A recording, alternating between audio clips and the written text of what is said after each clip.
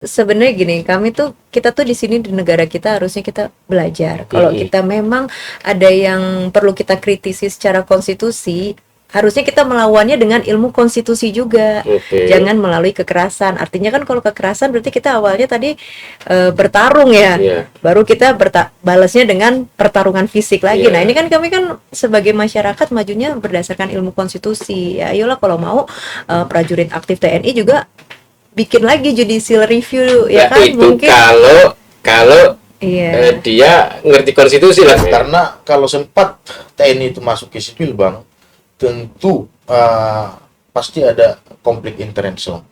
Sekarang gini, keadaan dia di dalam suatu perusahaan, katakanlah TNI dalam suatu perusahaan, BUMN gitu ya, ya, BUMN misalnya. yang dia ketahui apakah perintah direkturnya atau panglimanya atau pimpinannya.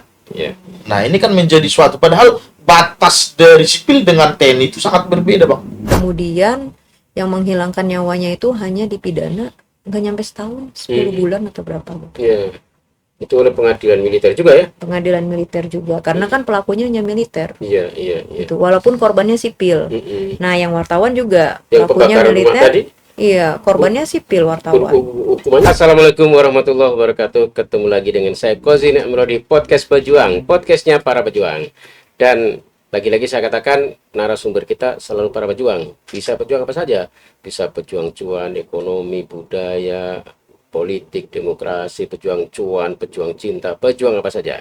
Dan kita beruntung karena kita kedatangan sosok pejuang dua orang. Nah, Kak Yosefin dan Kak Christian panggilnya Christian aja ya. Christian bang. Christian, Abang Christian. Nah, ini adalah teman-teman yang sedang memperjuangkan judicial review tentang undang-undang TNI. Undang-undang nomor berapa, Bang? Nomor yang terbaru ya? Ya. Nomor 3 tahun 2025. Nomor 3 2025 Iya. tentang TNI. Di situ undang-undang itu menyatakan bahwa TNI bisa menduduki posisi Jabatan sipil. tentu. Nah, ngomong-ngomong soal ini kan rame nih soal Andri Yunus, ya kan? Iya. Andri Yunus yang kemarin disiram air keras dan sekarang terancam buta. Tadi pagi saya nonton di berita pagi di TV, itu diberitakan kan pengadilannya itu di bukan pengadilan sipil, si pelakunya ini, Iya. ya kan? Nah, tadi pagi di TV diumumkan oleh pihak TNI bahwa katanya menyiramnya karena dendam pribadi. Kok aneh? Ya kan? Iya. Kan Andi sedang melakukan judicial review juga. Iya. Masa urusannya dendam pribadi ya dendam apa? Tidak disebutkan juga dendam pribadinya apa. Oke. Nah, inilah korbannya sipil, pengadilannya, pelakunya militer, pengadilannya militer, keputusannya seperti itu. Itu. Nah, ini adalah satu contoh, Bang. Satu contoh betapa ya undang-undang itu memang mungkin banyak kelemahan-kelemahannya ya, sehingga teman-teman akhirnya melakukan judicial review. Nah, Kak Yosefin, ini katanya ini sebenarnya barengan ya sama yang dilakukan oleh Andri Yunus ya? Ya, jadi nomor perkara kami kan 238 ya. Andri Yunus tuh berapa ya? Itu pada saat grupnya Andri Yunus menghadirkan saksi dan ahli, itu memang sidangnya dibarengin dengan kita karena biasanya memang di Mahkamah Konstitusi seperti itu. Kalau memang perkaranya sama namun nomor perkara berbeda, namun yang diuji itu undang-undang yang sama terhadap UUD NRI, maka digabungin untuk mengefisiensi waktu. Jadi terakhir kami tuh sidang sama Andri Yunus pada saat saksi itu ada di bulan Februari. Jadi kayak sebenarnya tidak sengaja melakukan judicial review undang-undang dan pasal yang sama ya. Pasal berapa? Pasal 47 ayat 1 dan 1 ayat 2 dan ayat 2 Undang-Undang TNI. Itu tentang apa itu? Persis pasalnya itu. Mengenai TNI itu boleh menduduki jabatan sipil itu ada di 15 posisi. Ya, Kemudian pasal 2-nya itu jika TNI menduduki jabatan sipil di luar dari yang 15 yang ditentukan di undang-undang terbaru, maka dia harus mengundurkan diri dari prajurit aktif. Jadi potensial akan seperti orde baru lagi ya. Ya, TNI bisa duduk dalam posisi-posisi yang strategis di jabatan sipil kan gitu ya. Dan ini juga yang judicial ini dilakukan oleh Andri Yunus. Betul ya. Yang akhirnya Andri Yunus disiram korban oleh oknum, dibilangnya oknum selalu ya, oknum tentara ini yang disiram air keras dan masuk rumah sakit. Iya. Nggak takut di Andri Yunus kan? Eh, Gimana ya? Kami tuh sebenarnya gini, kita tuh di sini di negara kita harusnya kita belajar. Kalau kita memang ada yang perlu kita kritisi secara konstitusi, harusnya kita melawannya dengan ilmu konstitusi juga. Oke. Jangan melalui kekerasan. Artinya kan kalau kekerasan berarti kita awalnya tadi bertarung ya. Iya. Baru kita balasnya dengan pertarungan fisik lagi. Iya. Nah, ini kan kami kan sebagai masyarakat majunya berdasarkan ilmu konstitusi. Ya, ayolah kalau mau prajurit aktif TNI juga bikin lagi judicial review ya Nah, kan itu mungkin. kalau Iya. dia ngerti konstitusi lah. Kalau ngerti apa akhirnya pakai otot itu kan? Harusnya TNI ini lagi belajar lagi untuk judicial review bahwa TNI memang membuktikan bahwa memang TNI itu bisa aktif di seluruh jabatan sipil gitu. Jadi kan benar-benar seri nih konstitusi melawan konstitusi pengetahuannya Nggak gitu. simple. Kan tinggal siram air keras selesai urusan. Dan masalahnya saya kebayang kalau yang disiram itu kayak Yusefit. Ya kan? Karena nggak bisa balik kan. Kalau disiram kan kulit Iya. lupas, mata buta. Iya, iya. Dulu novel juga ya, novel Baswedan. Oh iya benar. Maksudnya cacatnya seumur hidup Kak. Iya benar. Itu ngerinya di situ. Nah, ya kita sih bayangkan negara yang konstitusional, yang ngerti hukum, semua kalau adu argumen baik hukum kan gitu ya Mas ya. Nah ini dari sisi pengacara ini, Iya. aman kan nih buat beliau nih? Kan ada yang harus melindungi nih. Melindungi secara aturan hukum bang ya. Iya ya. Kalau untuk keselamatan ya berserah kepada masing-masing. Masing-masing. Karena seperti yang kemarin kita minta di depan Mahkamah Konstitusi pada sidang kita, seperti rekan kita Andri Yunus timnya minta pendampingan atau keamanan, MK pun tidak bisa menjamin gitu loh. Sidang itu berjalan lancar atau pulang dari sana bagaimana? Hakim MK mengatakan kami pun kalau butuh pendampingan pengawasan kami melakukan permohonan juga kepada pihak yang berwajib begitu. Iya, iya. Artinya apa ya, intelektual dari pejuang itu memang nampak bang. Kalau saya kan udah 3 kali bang saya mengajukan ini, mulai dari formil, materialnya, baru yang sekarang materialnya. Ini banyak nih huru-hara di sini bang. Oke. Nah, yang pertama saya mengajukan formilnya itu bertepatan pada Andri Yunus yang kemarin yang yang masuk ke ruang ruang apa namanya itu, rapat, rapat ya, yang di rahasia. hotel itu yang pertama saya ujikan formilnya, cuman MK tidak memberikan saya legal standing pada waktu itu, oleh sebab itu gugur. Yang kedua, kita ada beberapa tim, ada beberapa orang lah, gak usah saya sebutkan. Di sini banyak intervensi bang, saya intervensi. Mungkin teman-teman kita yang didatangi termasuk saya, bukan secara langsung. Iya. Tapi KTP saya dengan domisili saya berbeda, sehingga yang didatangi KTP saya melalui RT waktu itu tuh. Oleh sebab itu banyak teman-teman kita yang ragu dengan perjuangannya, ya udah ditarik permohonannya. Kemudian saya ajukan dengan saya sebagai kuasa hukum, itulah bareng dengan Kak Yosif sama yang lain, jadi jiwa-jiwa petarung. Jadi saya menyatakan kalau namanya suatu perjuangan bang, tidak ada istilah tidak ada rasa ketakutan, pasti ada ketakutan. Cuman sampai kapan gitu loh. Kita melihat situasi seperti ini. Iya, sampai kapan kita piara rasa takut gitu ya. Gitu loh. Saya flashback kembali ke undang-undang, kenapa tadi Abang sampaikan terkait Yunus di peradilan militer. Kita lihat dulu. Ada pertimbangan Mahkamah Konstitusi yang mengatakan, tepat di pertimbangan putusan kita yang terkait dengan dana pensiunan DPR yang menghapuskan itu, bahwa Undang-Undang nomor 1980 itu tidak sesuai lagi dengan sistem ketatanegaraan kita. Artinya apa? Amandemen Undang-Undang Dasar aja sudah berubah tahun 2001, 2002 sampai 2003. Nah, kita lihat di Undang-Undang Peradilan Militer. Peradilan Militer nomor berapa? Kalau nggak salah nomor 7 ya, tahun 1997. Udah lama sekali kan? Sudah lama sekali. Makanya saya kutip sedikit yang disampaikan oleh Prof. Uceng pada waktu sidang DEM tadi, menyatakan, apakah kita membiarkan ini? Apakah memang kita ada apakah sangat bodoh kita membiarkan undang-undang ini terus berlanjut? Begitu. Artinya apa? Harusnya sudah diperbarui, Bang. Nah, itu dari saya sebagai penggugat ataupun kuasa hukum dari penggugat. Tapi kan udah diperbarui itu, Bang. Diperbarui, tapi tidak demikian dengan peradilan militernya. Nah, pasal apalagi di KUHP ya, di KUHP yang lama yang baru mengatur terkait dengan apabila tindak pidana yang dilakukan oleh mereka bersama-sama TNI dengan sipil, maka dia diadili di peradilan umum. Oke. Kalau dia cara menentukannya adalah titik kerugiannya, paling banyak titik kerugiannya di mana.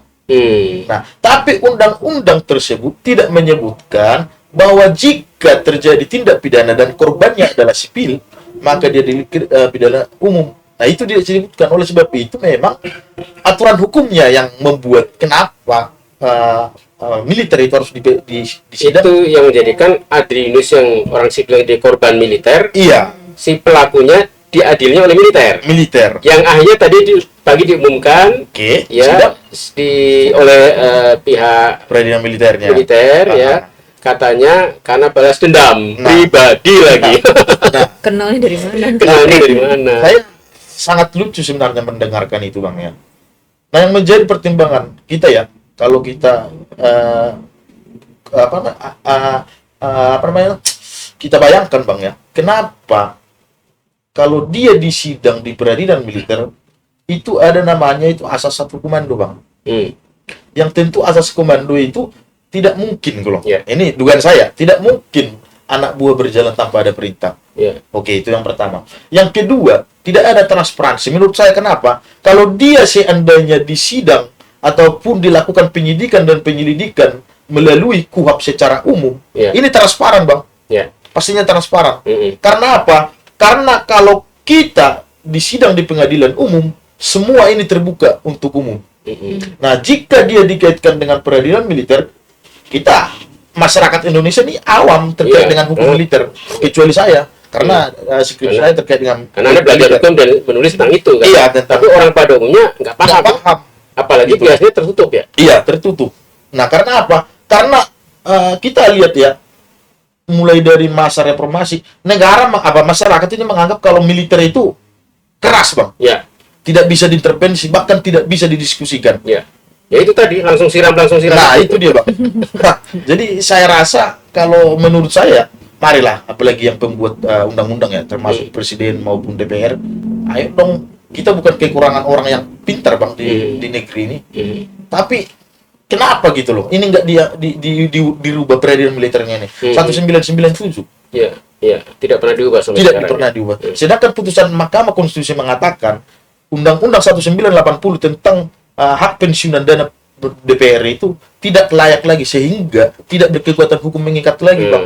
Jadi itu udah dua yang undang-undang tentang pensiun anggota DPR sudah anggap berlaku ya. Sementara yang soal TNI peradilan ini dari 1997 itu sudah berapa puluh tahun itu? Ya, hampir 29-30 tahun lah. 30 tahun nggak berubah. Oke. Nah, kembali ke Kak Yusefin sebagai pemohon. Ini berarti kan ada dua grup pemohon ya? Grupnya Andrianus dan grupnya Kak Yusefin. Kalau grupnya Kak Yusefin itu mungkin ada nama grupnya atau siapa aja di situ? Izin ya saya bacakan, karena grup kami itu gabungan dari ada dari advokat juga, ada mahasiswa juga, ada, sebutin namanya satu. Nih, pemohon 1 ini ada Bang Samsul Jahidin, mahasiswa advokat. Kemudian pemohon 2 ada Dr. Ria Meriati, APMH, ASN dokter. Kemudian ada Mbak Ratih Mutiara Lokvanggi, itu advokat dari Lombok. Kemudian ada saya Yosepin sebagai advokat. Kemudian ada Ahmad Azari SH advokat. Ada satu lagi Edi Rudianto SHMH advokat. Total ada 7. Ada 6 ini. 6 ya. Ada 7 termasuk Yusefin kan? 7. Nah, artinya tidak sendirian, banyak. Ya. Banyak, bahkan dari ada yang berbagai ASN profesi juga dan ya, kalangan. belum lagi yang di grupnya Andrianus kan gitu ya. Nah, cara dua grup ini berkomunikasi kan akhirnya di sidangnya dijadikan satu, bukan? Biasanya kan gitu, kalau kita judicial review substansi masalah sama di Jadi satu, iya. Sekarang sudah sampai di mana progresnya ininya? Kemarin itu di tanggal 8 April itu sidang saksi Oke. dan saksi ahli dari perkara 238 perkara kami. Kalau Mm-mm. untuk Adri Yunus itu dilakukan di bulan Februari ya, Oke. sebelum dia disiram ya. Iya. Iya kan Kemudian itu disiram itu.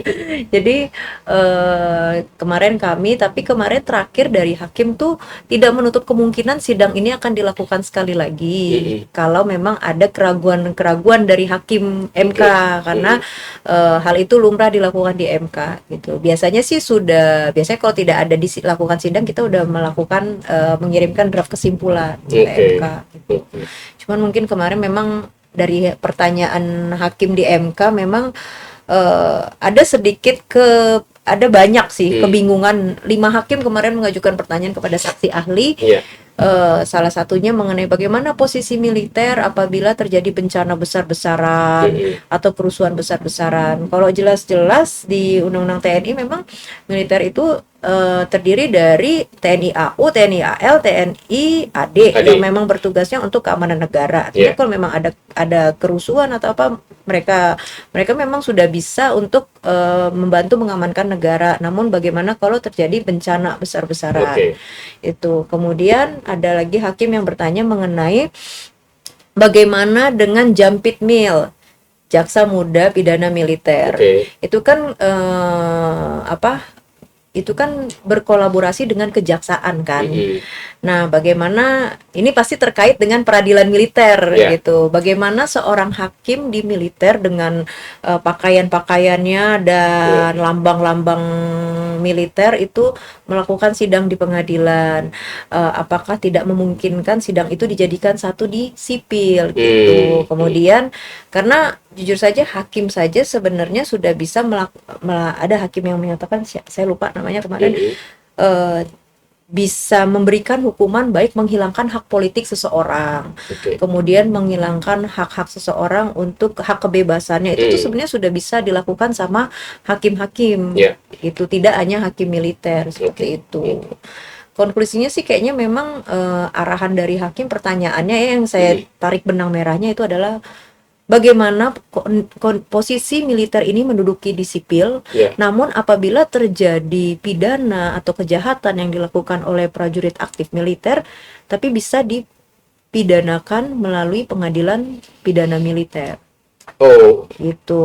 Dia berada di posisi sipil, ketika bersalah diadili tetap di militer gitu. Gimana Bang? Enggak, ini sedikit konklusi dari pertanyaan hakim yang saya tarik sedikit benang merahnya. Hakim itu bertanya kepada saksi ahli bahwa bagaimana posisi-posisi militer ini yang tadinya 11 sekarang jadi 15 di jabatan sipil, namun apabila ada kesalahan dari militer itu diadilin secara militer gitu, pengadilan militer, bagaimana gitu loh. Ya ini sebenarnya jokes yang timbul di masyarakat ya. Banyak saya lihat beberapa flyer-flyer militer jabatan sipil mau, peradilan sipil nggak mau. Ya, mau enaknya aja ya gitu ya. Oke. Nah, Bang Christian, kalau boleh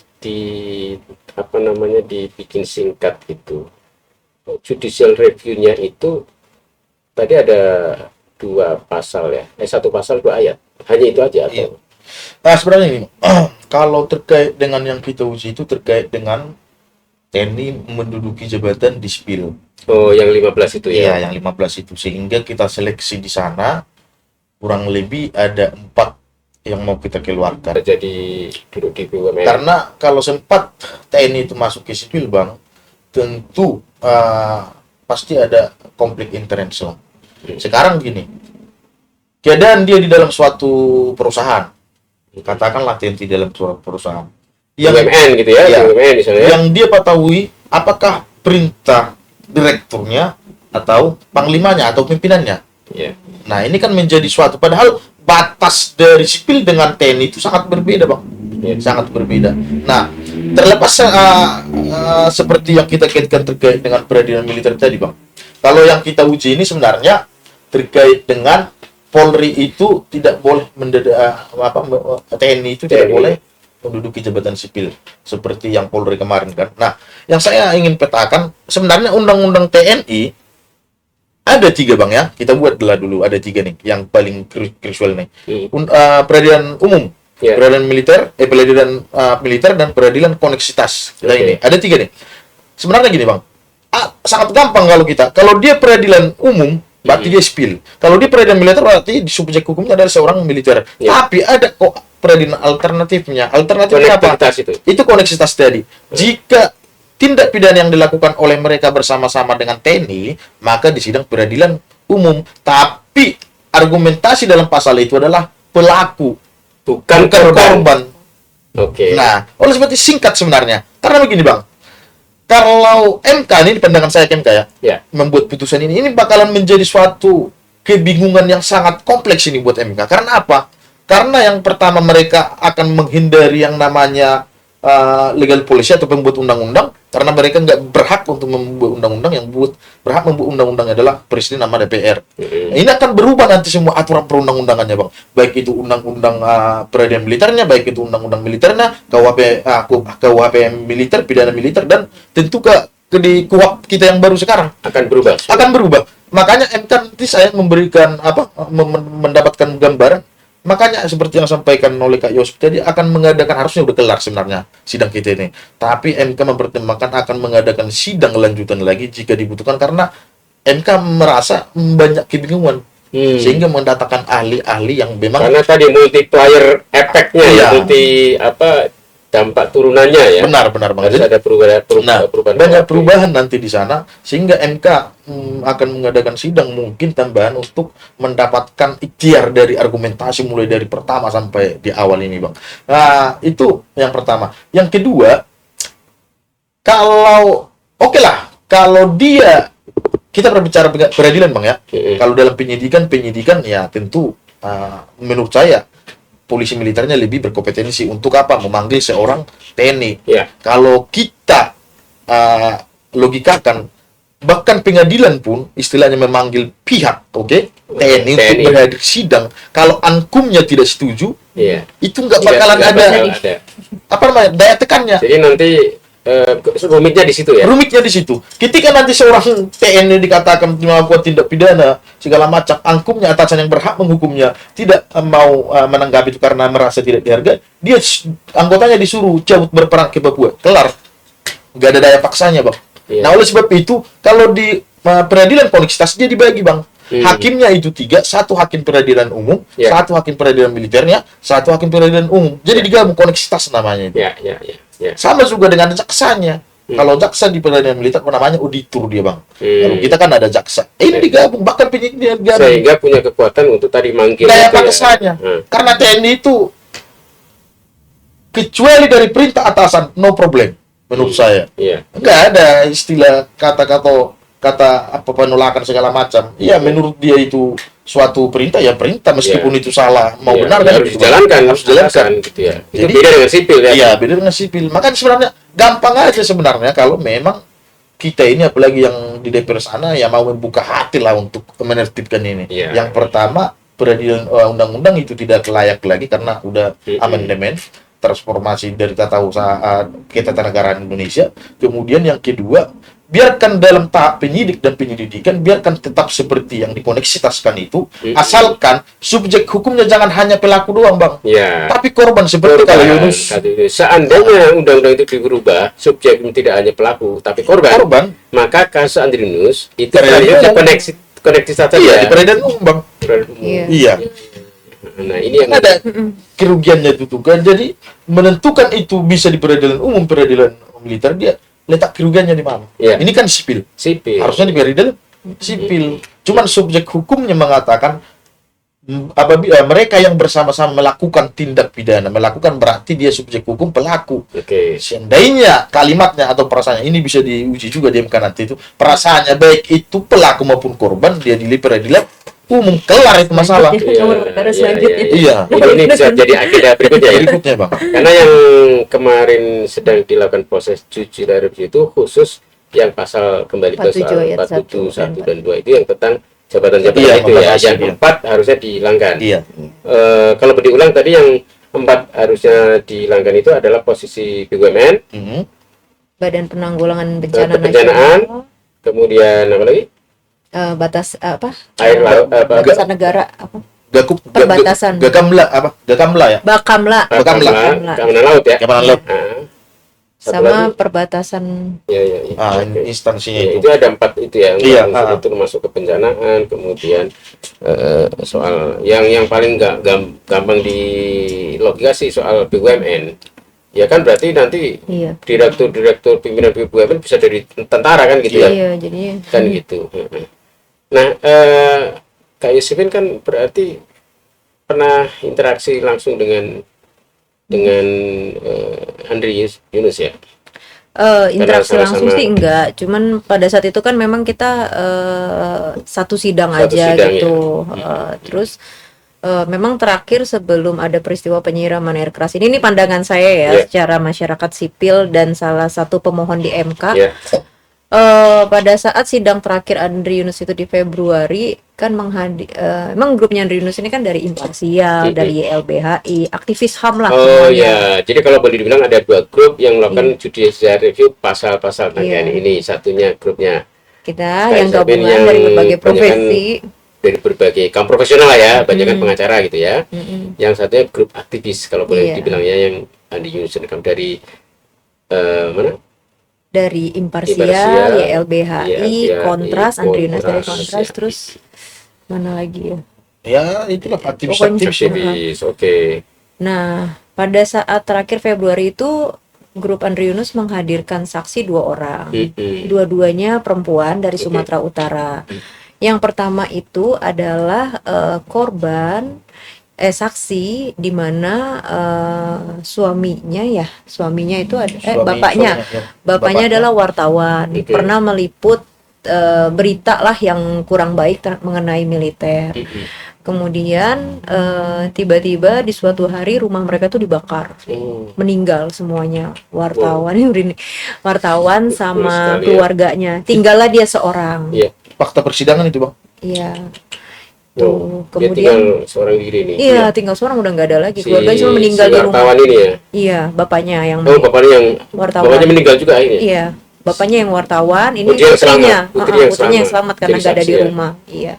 Wow. Jadi dia sudah menanyakan lah, ada bukti-bukti bahwa memang yang melakukan itu adalah oknum TNI. militer.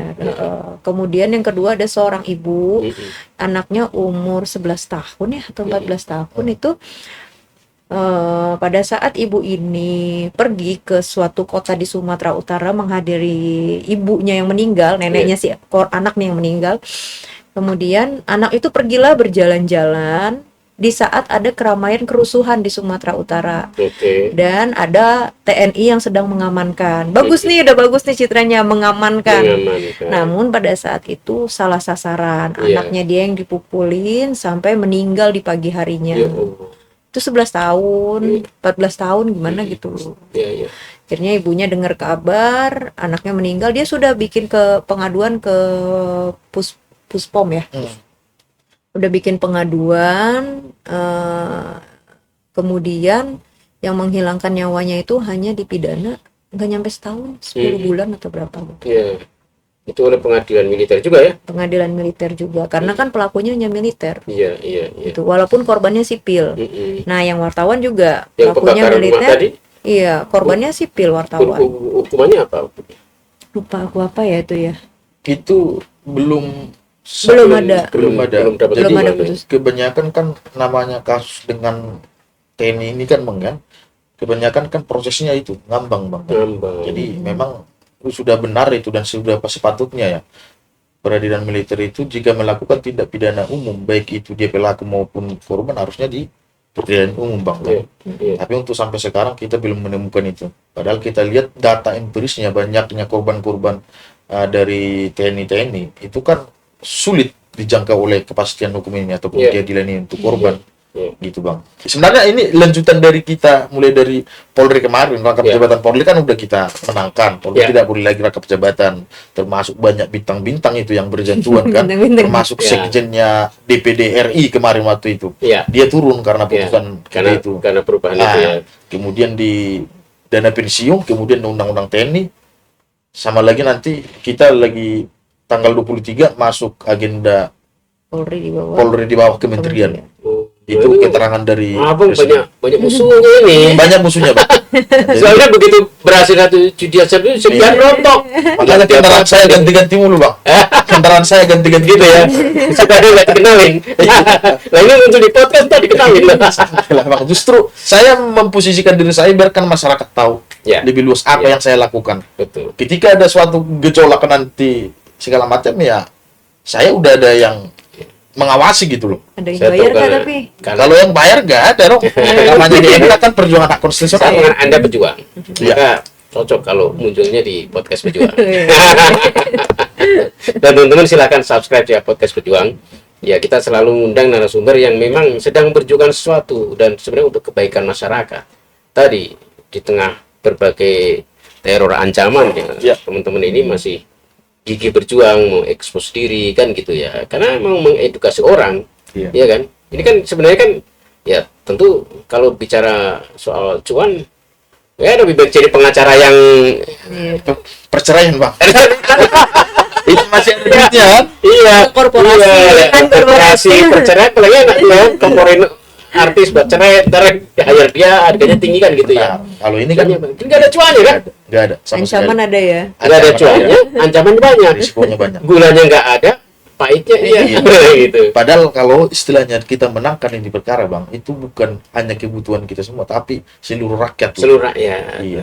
Tapi Termasuk satu lagi, Bang, yang itu undang-undang bencana nasional yang di Sumatera itu juga agendanya tanggal 22. judicial itu juga Iya, udah masuk pleno mendengarkan keterangan Presiden, DPR udah keterangan ahli. Jadi memang pejuang lah. Iya, iya, iya. Yosef. Oh, jadi ini beliau Mewakili ini suara rakyat Sumatera.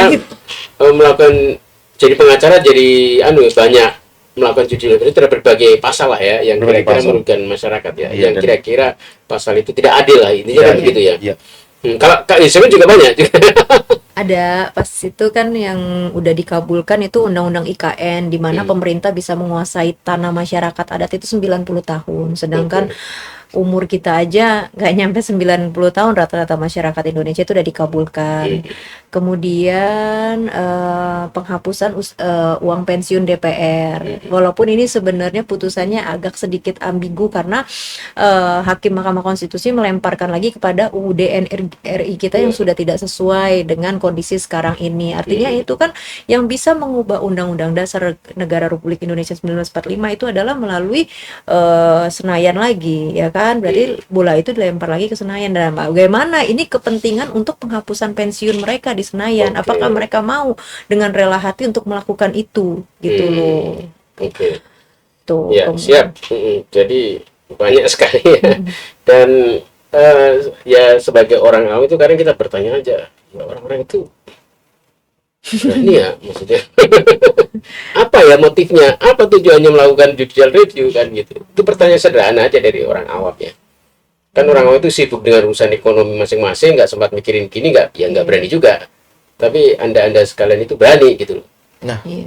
kalau saya sendiri, saya pun bingung, Bang. Kok saya sebodoh ini gitu loh. Sedangkan pemerintah negaranya belum tentu memikirkan saya gitu. Saya kuliah berapa tahun segala Iya. macam, saya skripsi, saya sumpah Iya. satu peser pun nggak pernah dibayar negara. Saya Iya. nggak pernah dibuktikan gitu loh. Lah iya. Nah, Nggak ada yang mikirin lu, mikirin orang banyak. Iya. Jadi saya pun kadang berpikir ya, saya jauh-jauh dari Sumatera sana berjuang hanya Iya. untuk warga negara. Kecuali saya dibayar oleh negara atau Iya. warga negara kan gitu kan. Iya. Rada ketololan akademik sih sebenarnya. Lu mana Medan? Iya. Dia Medan. Bahasanya lo gaje. Tapi maksudnya gini. Sebenarnya sih nggak tolol ya, tapi ini kan sesuatu yang sifatnya idealis dan membuat kepuasan batin. Iya nggak sih? Lu nggak- Hobinya tolong. Terus Nah, Lu iya. merasa yakin ya sedang berjuang sesuatu dan lu bahagia di situ. Justru saya di yang kata Polri, saya awalnya di MKAD merasakan suatu hal yang luar biasa ketika saya bisa mempertanggungjawabkan dari 4.350 hak warga negara yang diambil oleh Polri rangkap jabatan kemarin. Jadi itu kan di fakta persidangan ada 4.351 anggota Polri yang menjabat di luar jabatan Polri itu sendiri. Berarti ada warga negara 4.300 yang pengangguran Karena posisinya ditukar. digeser ya. Iya, jadi Itu minimal ya, iya, minimal. saya merasa- kemudian hak pensiun DPR. Hak pensiun DPR kemarin kan bisa seumur hidup Iya. dan bisa diwariskan, padahal hanya 1 kali periode, Bang. Iya, Itu 5 kan tahun, teori. ya. Sedangkan kita kembalikan lagi ke TNI Polri yang berjuang bahkan merelakan nyawanya untuk mendapatkan pensiun, itu pun harus butuh waktu 20-30 tahun. Jadi Iya. nggak fair gitu. Nah ini positifnya TNI Polri ya. Iya. Jadi Kita fair, Iya, kalau bagus fair kita ya, teman-teman. fair kan kita ya. memperjuangkan hak juga. Ya, Bang. artinya teman-teman ada yang dikritik, ada juga yang di Iya. support, ya kan gitu ya. Artinya fair ya. Iya, jadi Ya. di sini saya tegaskan, Bang, tidak ada yang menunggak-nunggak. Mm-mm. Waktu saya menguji undang-undang Polri, oh katanya saya anteknya TNI. Iya, iya. Saya uji TNI, oh ini anteknya dari legislatif. Iya. Saya uji juga apa namanya itu? DPR.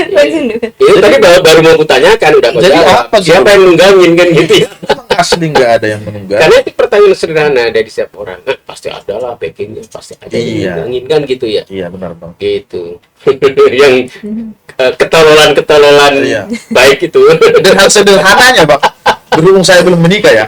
Oh, udah sih, Bang. Waktu saya mengajukan undang-undang Polri sama TNI banyak nih, Bang. Hmm. Banyak nih dari senior omong-omongan intervensi Iya. mau segala macam Iya, iya. gitu. Sekali sebulan saya pindah kontrakan, Bang. Selama 5 bulan. Selama 5 bulan. Iya, serius.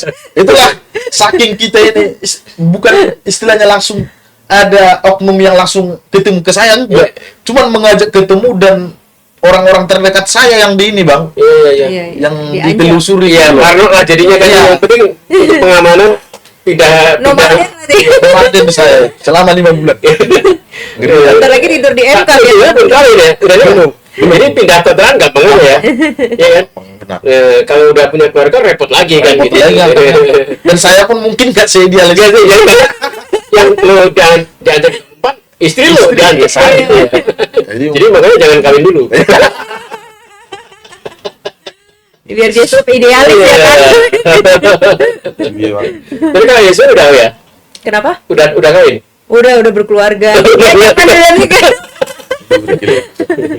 Iya. Oke teman-teman semuanya, terima kasih banyak sudah mampir di podcast Pejuang dan semoga perjuangan ini berhasil ya. Amin. Untuk nanti judicial review terhadap Undang-Undang TNI pasal 47 Ayat 1. ayat 1 Ayat dan 2. 2. Oke teman-teman semuanya, kita tutup podcast kita kali ini. Pejuang bukan harapan.